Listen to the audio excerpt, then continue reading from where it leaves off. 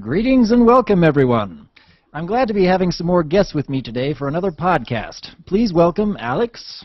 Hello, you can call me Sylvie. And we also have Line Space, who has been a guest on my channel before. I like it here. It's warm and cozy. And returning for another podcast session, we have the Oneiromancer. Good eve, everyone. And today we have a couple of interesting topics that I'm hoping we can get some good discussion out of.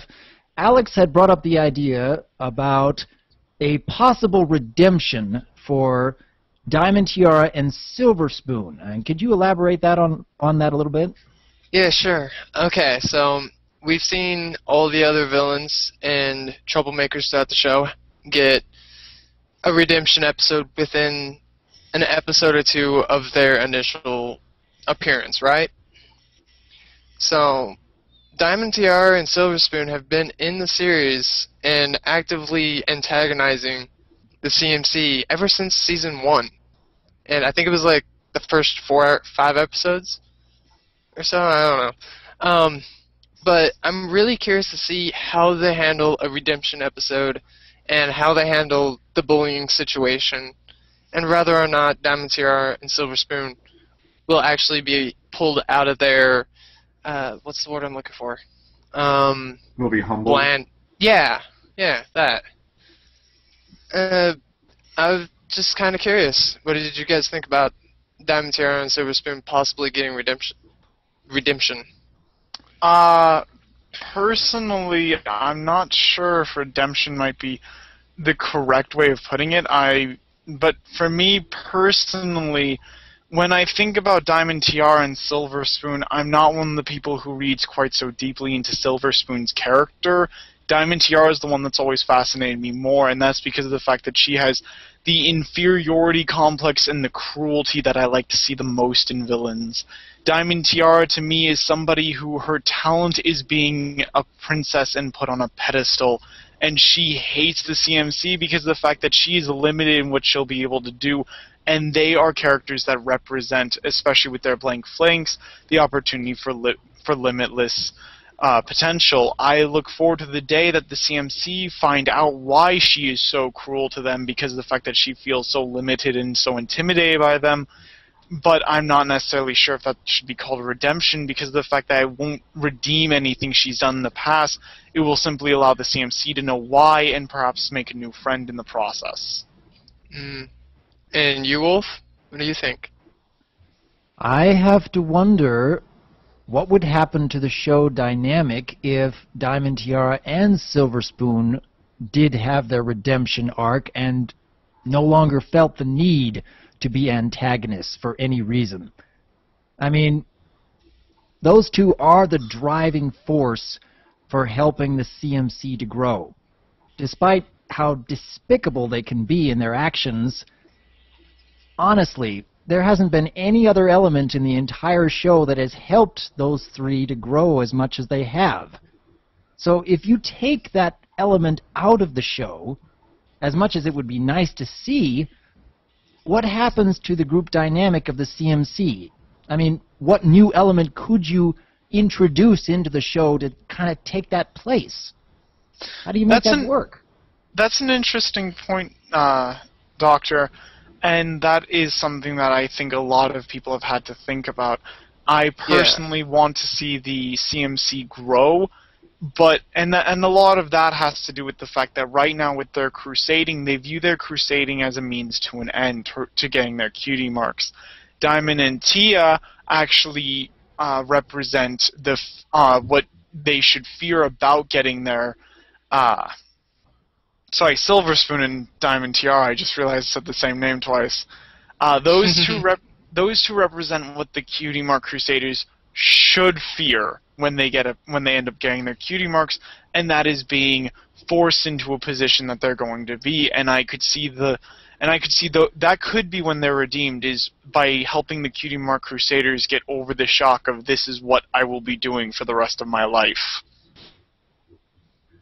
Yeah, I had something similar to what Dr. Wolf said. There is another analyst named Sweetie Bloom. I'm not sure if any of you guys have heard of her. But I'm friends with her, so she's well, she said something about she doesn't want the CMC. No, not the CMC. Sorry about that. She doesn't want Diamond Tiara and Silver Spoon redeemed per se. She wants them explained, because Dr. Wolf brought up a good point in that they're kind of important to the growth of the CMC. And I would think that if they did try to redeem the two of them, then they would need two more to replace that hole, sort of, so to speak. Not necessarily two others to replace that role, but Yeah. some kind of new story element that will drive the CMC to grow, to improve upon themselves, to struggle. Yeah, and so it's kind of like, if you remove that, you're going to just have to replace it anyway. So I'm not saying that they have to stick with this method of development and they have to keep on doing that, but so far, as a means of development, it works. So at this moment, I don't see a reason for the writers to necessarily do it. Okay, so after listening for a little bit, I was in reply to what Linespace had said about Diamond being extremely just unlikable in general. Oh, come on. I didn't say that necessarily. You may as well have. Oh, She's fine. very, I do agree though, she is very, she's very mean. But honestly, I do see them being a good foil for the CMC, and I can see them getting a redemption or an explanation after the Cutie Mark Crusaders get their Cutie Marks. Because then they have no reason to continue bullying them, or they have to develop a new method to bully them. And also to comment on what Dr. Wolf and One had said, I kinda actually, I don't see them being up, I don't see Silver Spoon and Diamond Tiara being extremely rich. I mean, we know Diamond Tiara is rich because her dad owns the Barnyard Bargains store. I mean, he's a businessman. He has money. But Silver Spoon, we've never actually seen any money from her. We've never heard of any money from her. So there's no real indication other than her connection to Diamond that she actually has money. I would say that the Silver Spoon on her flank is kind of a dead giveaway on that front, would be my guess. Well, yeah, but it could also be silver work, like metal crafting.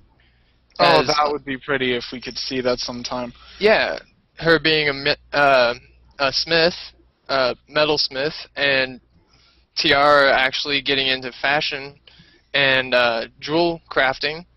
I could see those being what their Cutie Marks actually stand for. It may very well be, because obviously Cutie Marks aren't.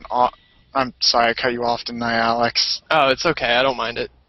Obviously, we've seen that Cutie Marks don't necessarily mean the same thing all the time, because our friend Twilight thought that hers was magic, but as it would turn out, that was a necessary part of that was learning friendship. And for those two, in my opinion at least, the two of them, their Cutie Marks represent the fact that they have things handed to them. They have life easy. They have it privileged. But the thing about them is that they might have talents that they don't know about. And if they do have those talents, then I would love to see those, because of the fact that it might be that they are obscenely talented at it, in which case they've been handed the top spot in that talent, not only because of their previous wealth or connections, but also because of their natural talent at it, in which case that would be a good way to complete their characters. But it's not something they're looking at right now, just like the CMC are looking at things incorrectly. Instead, they think, I have everything, I don't need anything more. Yeah. Well, it's interesting that you bring this up on the topic of Cutie Marks and meanings and what it means to your life. I notice a lot of Cutie Marks can be abstract in what it means to have one. Like, we may know what one represents, but we don't know what it translates to. For instance, Miss Shirley's Cutie Mark just is going to bring her up. Shirley's is smiling the flowers. epic example. I know, of and that. then you go and turn and look at the Apple family, and they have like 15, 20 different mares and colts with essentially the same thing, just different color. Something I'd like to comment on is another one that's abstract and simple at the exact same time is Rarities.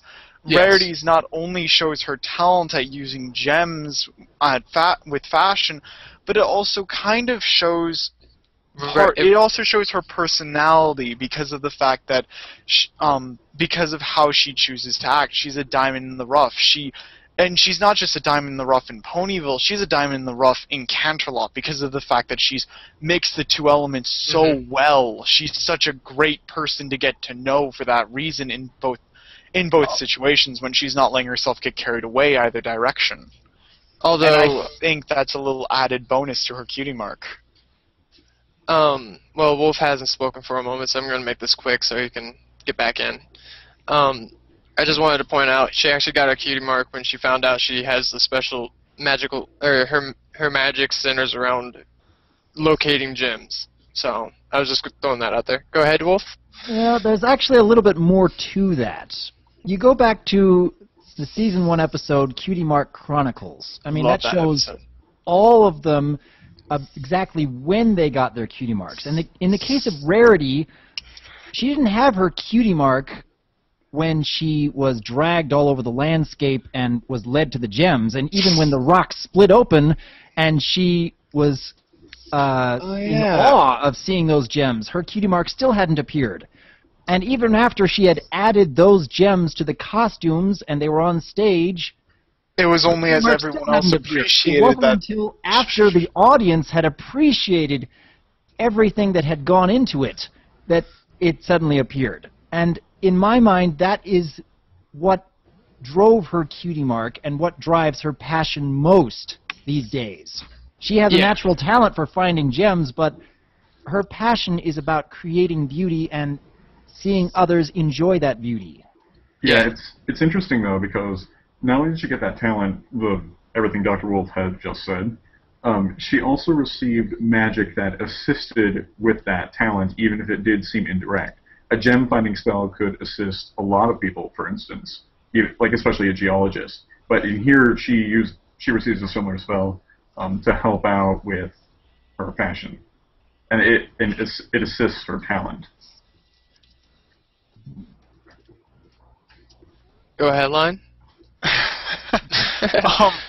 Well, I have to admit, Rarity's out of the main six's cutie marks are kind of disappointing for because of the fact that she's the only one that you can read a lot of depth into. But that's the interesting part about cutie marks, and I really do hope. And we are aware of the fact that Diamond Tiara and Silver Spoon must have more going for them than simply the fact that they are that they're wealthy, and it may be that they're simply gifted in general, that they're a little smarter. That's why class is so easy for them, and they can spend so much time bullying.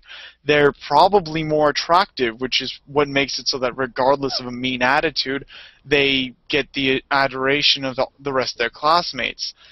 Obviously, easier things for us to tell if they were humanized instead of ponies, but we're going to have to live with that. And we know that they have some kind of talents, or because of their connections, they can do things. It usually seems to me like those characters are ones that they want to bully people and they want to just feel good without a lot of work. But as we can tell with the flag carrying competition, there are times when they're willing to do it. They just have to be kind of stuck up about it. Yeah. I think I would still like to see a story where Diamond Tiara and Silver Spoon's friendship, if you can even call it that, actually has to be tested. That would be a nice little side plot. I'd like to comment on something really quick because of the fact that most people who love Silver Spoon like to act as though Diamond Tiara has no soul, has no heart, and is just as cruel as humanly possible to poor little Silver Spoon. Well, Silver Spoon is simply someone who can't break away from Diamond Tiara. However, Diamond Tiara is at all times the person who is up front. She's the one who's getting the attention. She's the one interacting with people. And the weird part about that for me, when you look at the two of them, Silver Spoon is always just on her coattails. This means either she doesn't like it, in which case you have to wonder why she started doing this in the first place, or she is even worse than Diamond Tiara in the fact that she found somebody who, if she followed that person and became their sycophant, she could just gain all the attention, glory, influence that Diamond Tiara had with none of the work. And that's how it looks to me a lot, especially with the more recent interactions, because of the fact that it's Diamond Tiara who's coming up with the ideas, it's Silver Spoon who's acting panicked, and Silver Spoon, obviously in Twilight Time recently, was just driving home every last thing that Tia said, and that was, ugh. Okay, actually, I'm very glad that you brought up Twilight Time, because I was actually going to comment on that. I remember in Dr. Wolf's video review over the episode, he had said essentially that, if I remember correctly, that they seemed kind of bland. They didn't really have any development here. When, in my opinion, they actually had a lot of development. I mean, especially over recent episodes like Diamond Tiara taking the milkshake during the song. And then, yeah, and Silver Spoon taking it back. I found that very cute, actually. I don't know why. But in Twilight Time, I found it kind of interesting how, they generally didn't actually do any kind of bullying. The bullying was very subtle in this episode. It was genuinely excitement in wanting to meet the princess. Because, I mean, they act as if they meet celebrities all the time. Though I don't think they actually do. I think it's just a face that they put on. Go ahead. If I was their parents, I would not take them to meet I would not take them to meet the celebrities I get to meet at all. Could not make me. They would leave bad impressions. I honestly feel like Silver Spoon is I think she's willing to be nice. I think she's actually a very nice pony, but she's just kind of roped into only having this one friend and eventually accidentally ending up with a bad reputation. So she really can't branch out, and if she ruins her only friendship, then she's friendless. So I feel like there's a lot of story that could be formulated around Silver Spoon and Diamond Tiara. And especially so many people have. I know, I'm actually writing one. I don't want to spoil, so. Doctor, do either one of you two have something to say? Yeah, we do need, Should we have our I don't know, I lost track. closing thoughts on this topic before we sure. switch? I'm not necessarily sure if they need a redemption. I personally think that Diamond Tiara will continue until she becomes a true villain, and either her real motivation is revealed and the CMC come to understand her, or they just realize that she is someone who hates in general and goes away. As for Silver Spoon, I don't see her as a villain. I see her as just a tag-along minion, and I don't think she has the same kind of kind depth that so many other people think she does. I'd like to see Silver Spoon actually end up changing sides and standing up for the CMC against Diamond Tiara, and then giving Diamond Tiara a bit of explanation as to what's happened and how she is. That's my final thoughts. Doctor, you can go first. Well, there was another topic of conversation that Linespace had mentioned that I think would create some very good discussion. Wait a second. What about your guys' final thoughts? Mm-hmm. Yeah. We're not the only ones talking here.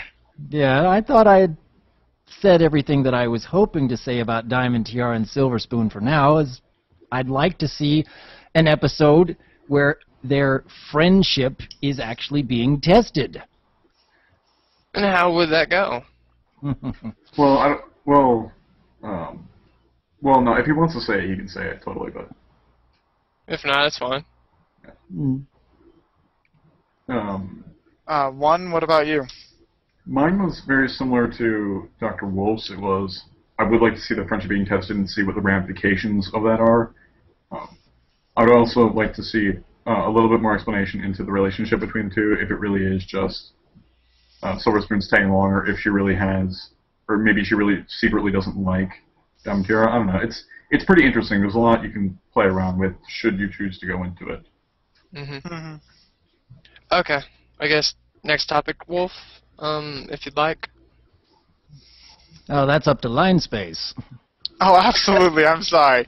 I couldn't let you get away without hearing your final thoughts, because I have to admit, me and Alex did kind of dominate that a little bit. And I'm sorry.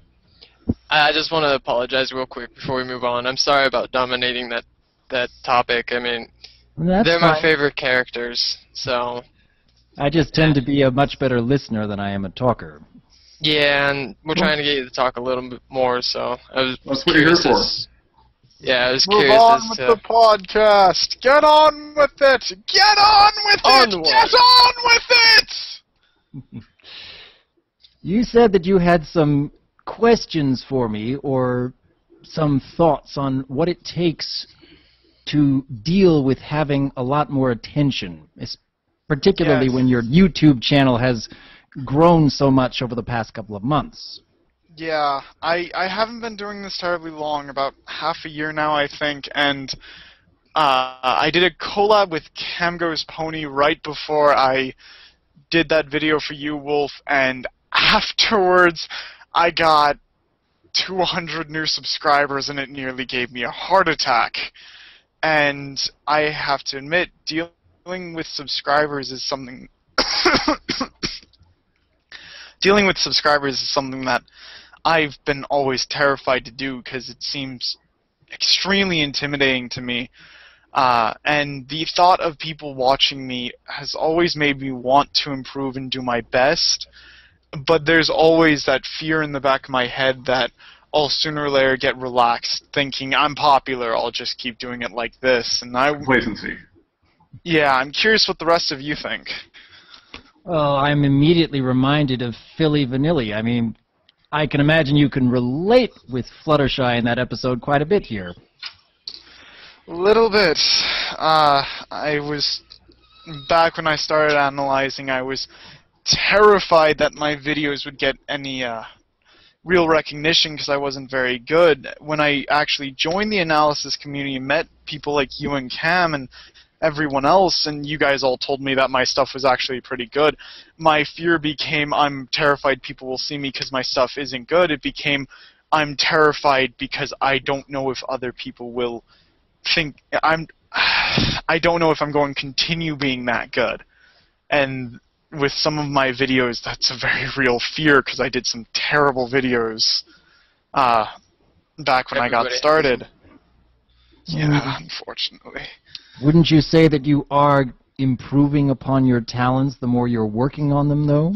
Absolutely, and that's something that I'd like to, and this is something I'd like to hear your guys' thoughts on, is the first few subscribers you get tend to be ones who are like, oh, I love this, and this is awesome, and that makes you feel really good. And then you get those comments that are like, hey dude, this was not cool, and you realize, oh man, that's something I need to fix. So having people who actually call you on the things you do incorrectly is one of the things that I think is the best part about getting new subscribers, because the fact that I feel like getting the attention drives me forward to do better.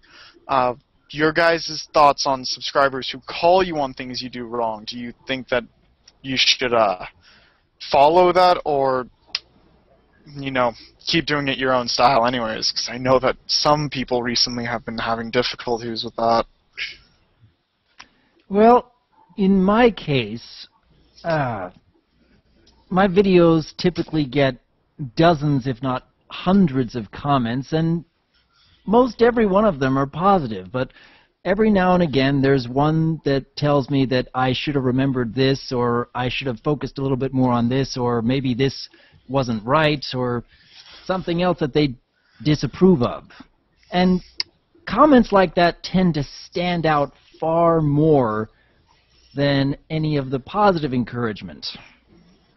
And it's still something that I have to struggle with, because I am always trying to think, well, is this something that I really should be taking to heart? Is this something that I really should be improving on? Does it really make sense for me to change my methods in the way they suggest?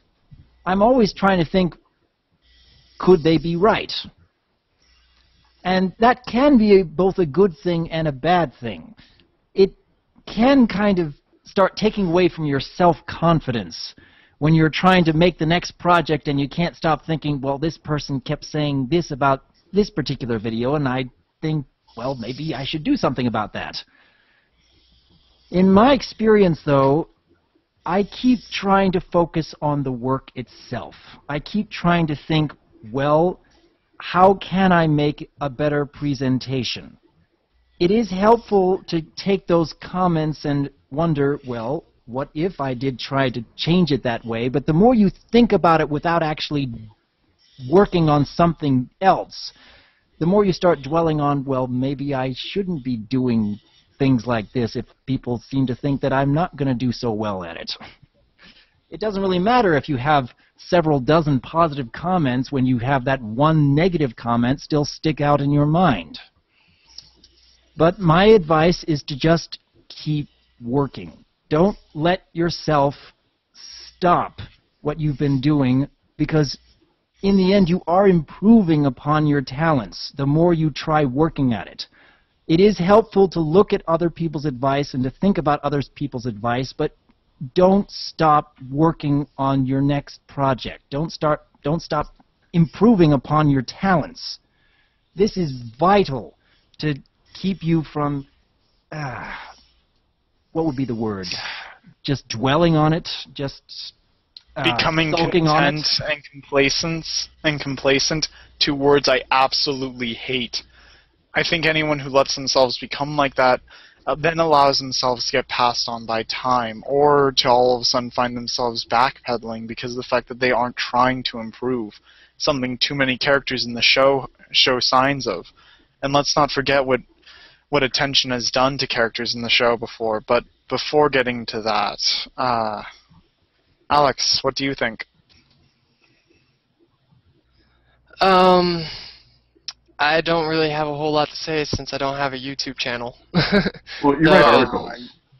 I do admin on 2 Facebook pages, one of which only has 1,600 followers, and the other has 5,700.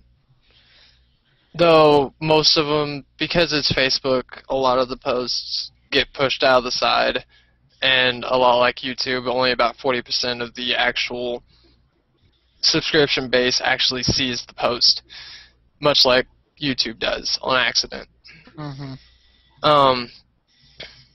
But I actually went ahead while you guys were talking, pulled up the very first post I made on the larger of the 2 pages, and I figured I'd go ahead and give you a few things. This is essentially, I said, "Happy midnight, everyone. I'm the new admin, and you may call me Sylvie, or Silver Spoon." It ended up with about 145 likes, which is quite a bit considering the size of the page. Most posts only get about 40 to 60. A lot of hate mail, a lot of hate, a lot of hate.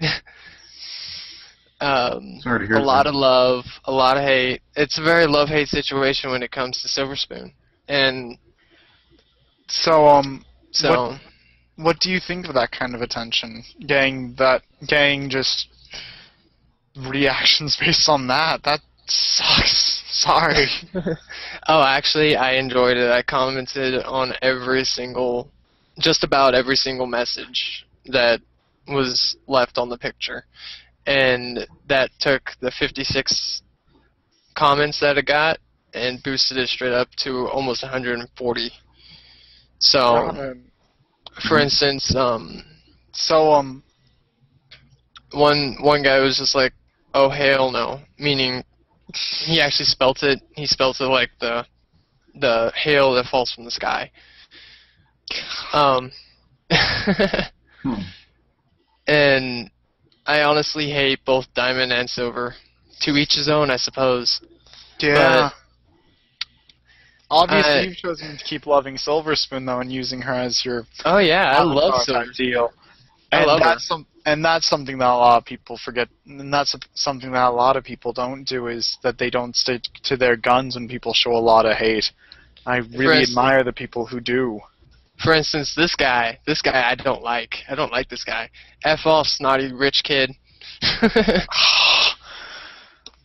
Okay. But then that's immediately following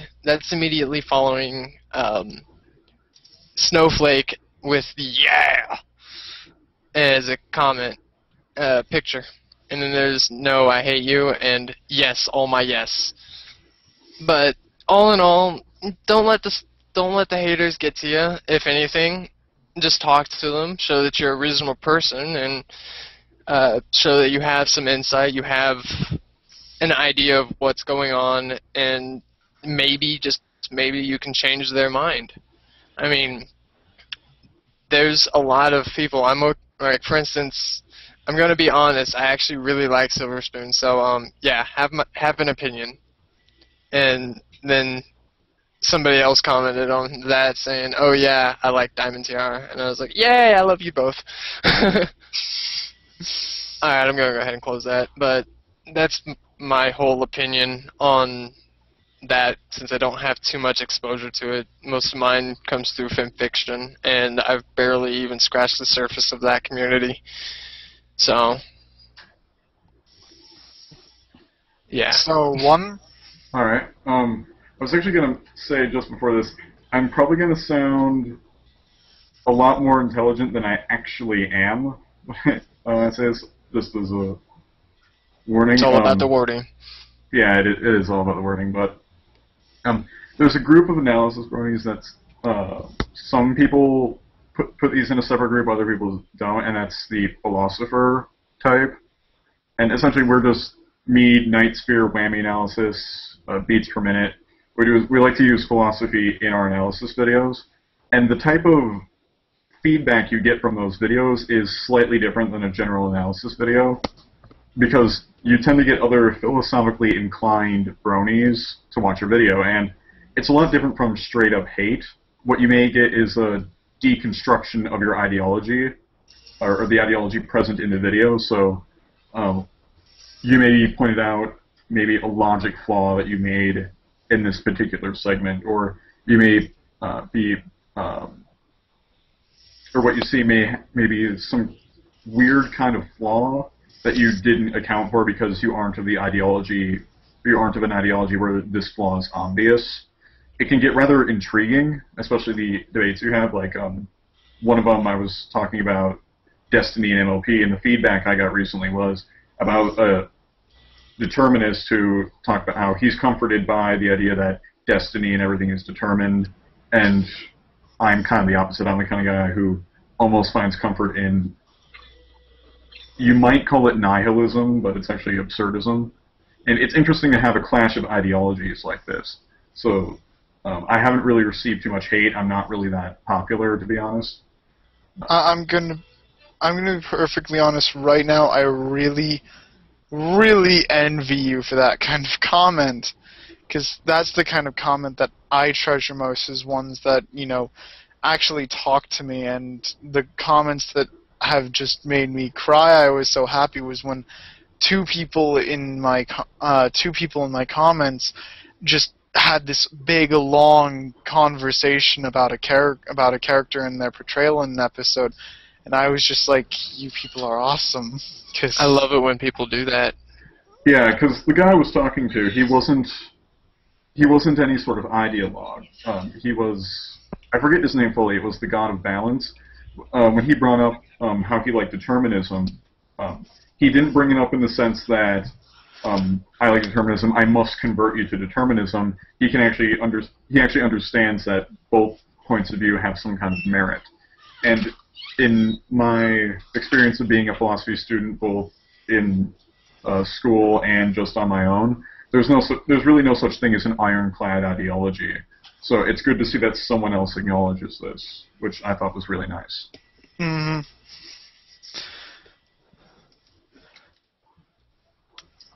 But yeah, it's a different kind of feedback than what you may see anywhere else. Just something small I wanted to say real quick.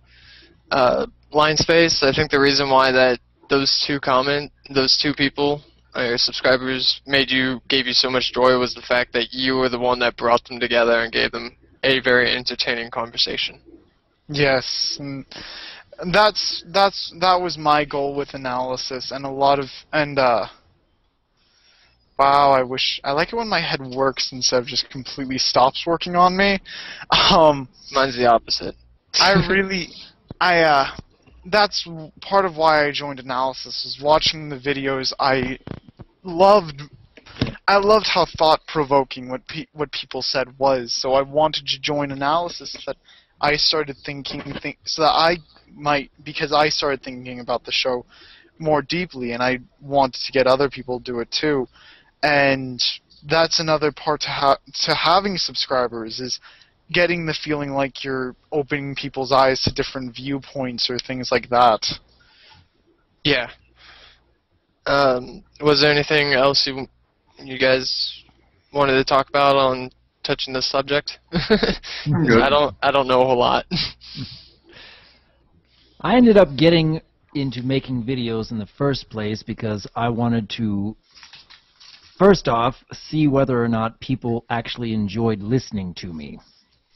There have been countless people throughout my entire life who have said that I should be getting into radio or TV or something of the like, and I never actually got the chance. And finally I just said to myself, I'm going to start giving my thoughts on a particular character in MLP that I don't think is getting enough positive attention right now. That was Fluttershy all the way back then, wasn't it? Yes, it was. Yes, it was. A lot of the other analysts back in the early part of 2013, a lot of the other analysts I kept watching were saying that Fluttershy just isn't that interesting of a character, and she keeps relearning the same lessons over and over. And I kept saying to myself, well, what about this? I mean, hasn't anyone ever talked about this? And I try to find other people who were mentioning these subjects, and they were few and far between. So, yeah, I've got to add to the conversation. It's always good. Oh, sorry. Was that a comment? I think that's how a lot of people joined in was wait a second, what about this? Yeah. Cannot neglect this. Yeah, it's sometimes it's always good, and again, this harkens back to the philosophy interest. You kind of always need the guy with a dissenting opinion, even if he's the unpopular guy, because there are ways to advocate for ideologies. They just aren't always obvious. Only here, replace ideology with, say, headcanon. I love headcanon. Yeah, it's like you always need the guy who's going to argue and advocate for it, because I think after this is over, we should jump over to our own headcanons and kind of explore. But real quick, was that comedy from Dr. Wolf? Comedy? That last little bit on your sentence. Yeah, I'm adding to a conversation. That was funny.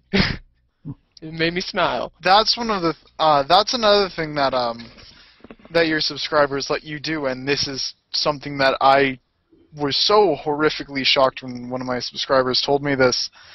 This was again back when I was just getting started, and one of them was like, "Dude, this was hilarious!" And I looked around myself, and I was like, "Yeah, I was kind of hoping that people would enjoy it for the comedy, but I can write comedy." They're really. Subscribers help you also figure out what it is that you're good at, or find out things that you never knew about yourself, and that's kind of awesome. And one of the reasons for a topic for a different time, which is whether or not people on YouTube, especially us brony analysts, since none of us do this, should use our pony OCs more or less often, and let those kind of dictate what we do. Yeah, I just joined this to have fun and meet other people, so mission accomplished. Yeah. I know that I'm being much more social than I have at any other point in my life, so that's a definite plus. That's great. The community in this community is just so amazing, and I love it so much. Oh, okay. So I do actually want to touch on a different topic entirely. The one boy, I can't remember his name right now. The kid who tried hanging himself because he was bullied for being. That's unbelievably. That made me so sad. sad. But I'm so glad to see he's recovering and he's regaining his motor skills and is slowly becoming able to talk and stand and walk again. Well, wait. I'll play the dumb guy here. So for anyone who's watching who may not have heard, I did know about this kid. I did know he tried to commit suicide because he was bullied for being a brony. I did not know about any other things. When you say he lost his motor skills, or yes. He's slowly getting back, did they catch him mid-hanging or something? If I remember reading the article correctly, they had found him hanging in his bedroom after, I'm guessing they probably caught him immediately, but he was apparently in his room all day, and they apparently came in just for the right time to save his life. Wow. But he lost his motor skills due to a lack of oxygen and such, but I just wanted to say I'm glad to see that he's doing okay and that the Brony fandom is giving so much love and so much help to him and his family, as well as all the money that's not being used for him is being donated to other charities, and I forget which charities. I want to say breast cancer, but I figured I'd just mention that real quick and say how proud I am of the Brony community and of him for pulling through this situation. Yeah. I am glad to see that the Brony community have given him so much support in this time of need. So, I just wanted to touch on that real quick. We can move on to a different topic if you guys like.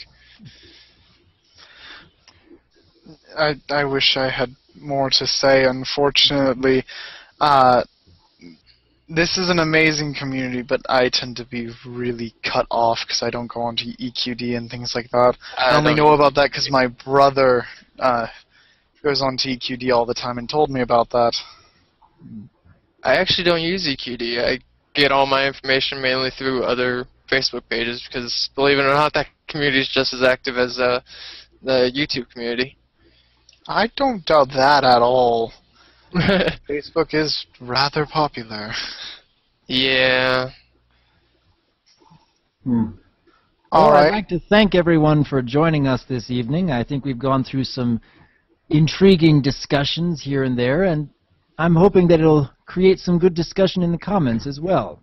Thank you very much for joining us, Alex. Thank you. And you, Line Space. It was wonderful being back on here. I hope to come back again sometime. I do too. And for setting this up, Oneiromancer. It's been really helpful. You're welcome, and thanks for having me on again. I'm glad Really to quick before we go, just to let you know, the three of us can't do anything with computers and technology. It's all Oneiromancer. He made this happen. Yeah. And I am grateful for that. Oh, thank you. And it was nice meeting you, Oneiromancer, and I hope to speak with you on the topics. Yeah. Anyways, I'm Derp. Nice meeting you, Alex. Have a good night. Thank you all. All right. All right.